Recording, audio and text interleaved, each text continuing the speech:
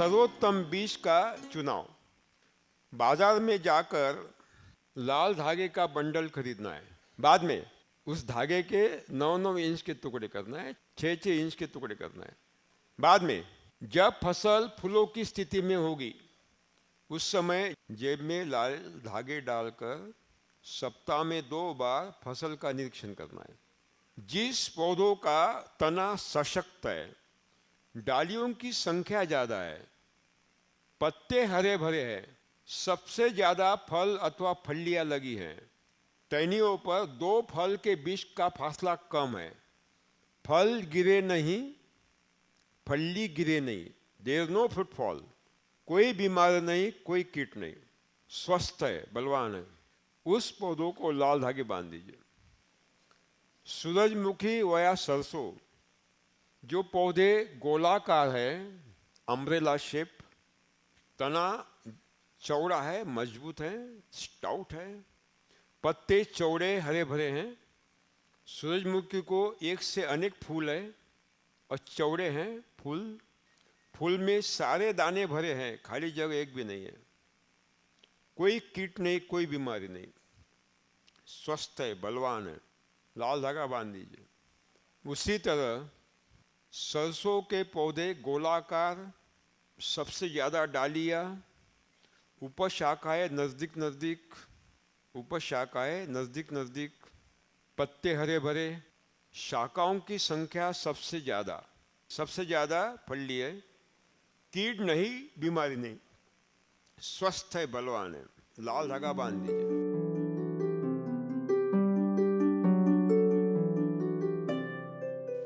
बीज शुद्धिकरण, जो किस्म बोई है उस किस्म के सारे पौधे समान ऊंचाई के, समान गुणधर्म के होते हैं, लेकिन फसल निरीक्षण के दरमियान कि कुछ पौधे ऊंचे हैं, कुछ छोटे हैं सामान्य से, ये दूसरे किस्मों की मिलावटें तुरंत उखाड़ फेंक कर दीजिए।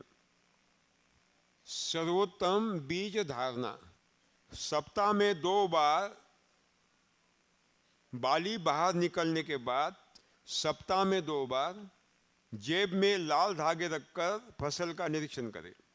जिस पौधे का तना मजबूत हो, जाड़ा हो, चौड़ा हो, जिस पौधे में सबसे ज्यादा संख्या है टिलर की, कल्लों की, हर कल्ले को बाली लगी है, बाली पूरी दानों से भरी है, पत्ते चौड़े हैं, हरे हैं, कोई कीट नहीं, कोई बीमारी नहीं, स्वस्थ है, बलवान है, लाल धागे बांध दीजिए। बाद में लाल धागा जिसको बांधा है उसकी पक्व बालियां तोड़ दे, सुखाइए, हाँ, उसकी लठ बांधे, टांग दे, नहीं तो बोरी में भरे और बोरी ऊपर टांग दे, वही बीज अगले साल बोए। बहुत बढ़िया, best seed you will get. जिस पौधे का आकार गोलाकार है, डालियों की संख्या ज्यादा है, सबसे ज्यादा फल अथवा फलियां लगी हैं, 2 फलों के बीच की जगह कम है, न्यूनतम है, पत्ते हरे भरे हैं, स्वस्थ है, फल नहीं गिरा है, छोटे छोटे फल नहीं गिरे हैं, कीट नहीं है, बीमारी नहीं है, स्वस्थ है, बलवान है, ऐसे पौधों को लाल धागा बांध दे। इन चयनित पौधों पर फल फलियां पेड़ पर ही पकने दे। बैंगन पेड़ पर पीला होना चाहिए, टमाटर पेड़ पर ही पूरा लाल होना चाहिए, मिर्च पेड़ पर ही सूखना चाहिए।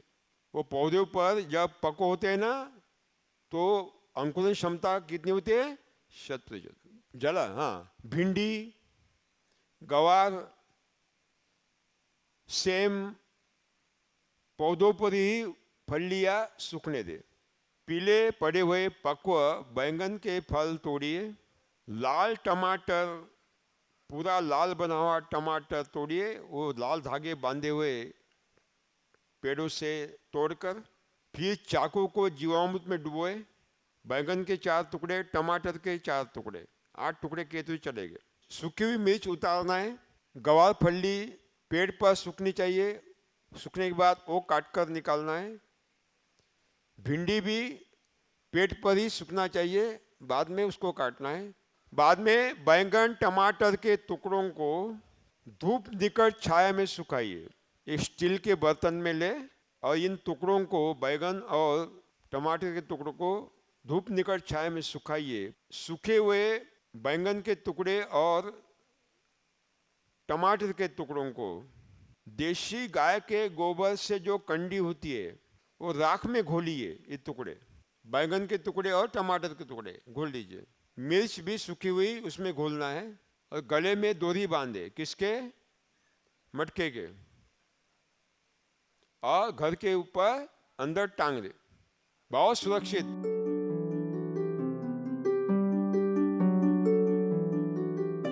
फसल सुरक्षा, वैसे तो टिक्का नहीं आएगा, कोई बीमार नहीं आएगी, लेकिन कुछ है तो लिखिए।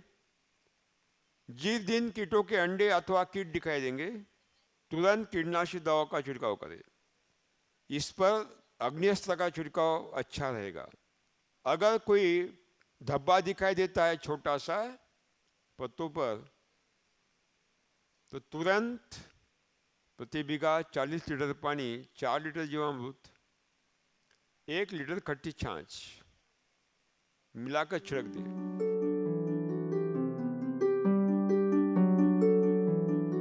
संकर वैरायटी किस्में, 2 किस्मों के संकर करने के बाद जो बीज मिलेंगे वही बीज अगले साल बोना। यह है चौथा प्रकार। बाजार से अपना बीज खरीदना नहीं है, बाजार से हर साल संकर बीज खरीदने के लिए किसानों को बाध्य करना। पांचवी एक प्रकार आ गया है, वो है GM seed, genetically modified seed. Genetically modified म्हणजे जन्नुक रूपांतरित किस्में। जैसे अमेरिकन कपास के किस्मों पर कपास की बोंडिया खाने वाली अमेरिकन बोलवर्म बहुत विनाश कर रही थी, विनाश करती है। तो अमेरिकन वैज्ञानिकों ने एक प्रोजेक्ट लिया कि अमेरिकन बोलवर्म का अटैक न हो ऐसी किस्में कैसे विकसित हो सकते हैं, उसके प्रति पौधों में प्रतिरोधक शक्ति निर्माण कैसी हो, ये उनका प्रोजेक्ट था। देशी कपास के जड़ों के पास जो मिट्टी है उसका निरीक्षण किया। देशी कपास के जड़ों के पास कौन कौन सी जीवाणु होते हैं उनका निरीक्षण किया, क्योंकि देशी कपास पर बोलवर्म आती नहीं। तो उनको जांच के बाद एक जीवाणु मिला, बैसिलस thuringiensis, एक जीवाणु मिला जिसके डीएनए में एक जन्नुक मिला जो अमेरिकन बोलवर्म को क्या करता है, प्रतिरोधक शक्ति निर्माण करता है। 120 दिन वाली किस्में 2 कतारों के बीच में 9 इंच, 2 पौधों के बीच में 4.5 इंच। देशी किस्में 135 दिन में पकने वाली देशी किस्में 2 कतारों के बीच में 1 फीट 1 फीट और 2 पौधों के बीच 6 इंच।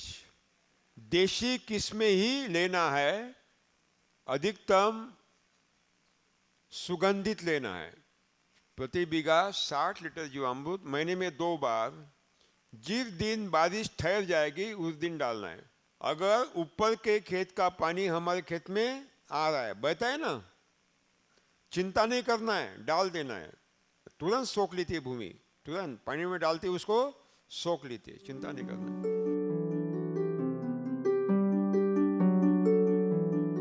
90 दिन के किस्में, 90 दिन के किस्में 4 छिड़काव का शेड्यूल, 120 और 135 दिन की ऊपर की फसलें 6 छिड़काव का शेड्यूल अमल में लाना है। रोपाई के 1 महीने के बाद पहला छिड़काव, प्रति बीघा 20 लीटर पानी, 1 लीटर जीवामृत। पहले छिड़काव के 21 दिन के बाद दूसरा छिड़काव। जीवामृत का छिड़काव करें, चमत्कार देखिए, 30 लीटर पानी प्रति बीघा, 3 लीटर जीवामृत। दूसरे छिड़काव के 21 दिन के बाद तीसरा छिड़काव, प्रति बीघा 40 लीटर पानी, 4 लीटर जीवामृत, तीसरा छिड़काव। अंतिम छिड़काव, दाने दुग्धावस्था में होते उस समय प्रति बीघा 40 लीटर सप्तधान्यांकुर अर्क, पानी नहीं मिलाना है, ऐसा ही छिड़कना है। अथवा प्रति बीघा 40 लीटर पानी, 1 लीटर खट्टी छाछ। धान में द्विदल खरपतवार, चौड़े पत्तों के खरपतवार पानी में अपने आप सड़ते हैं, लेकिन एक दल खरपतवार उनको निकालना ही है और बाहर फेंक देना है। एक ऐसा छुपा हुआ खरपतवार होता है। धान जैसा ही दिखता है, कोई फर्क नहीं होता, दिखता है ना, बाली लगने के बाद मालूम पड़ता है, नहीं तो लगता मालूम पड़ता है नहीं। लेकिन उसका जो तना है ना, चौड़ा होता है, थोड़ा ब्राउनिश कलर का होता है, सुन सकते हैं आप। उसको तुरंत उखाड़ना है, तुरंत उखाड़ना है।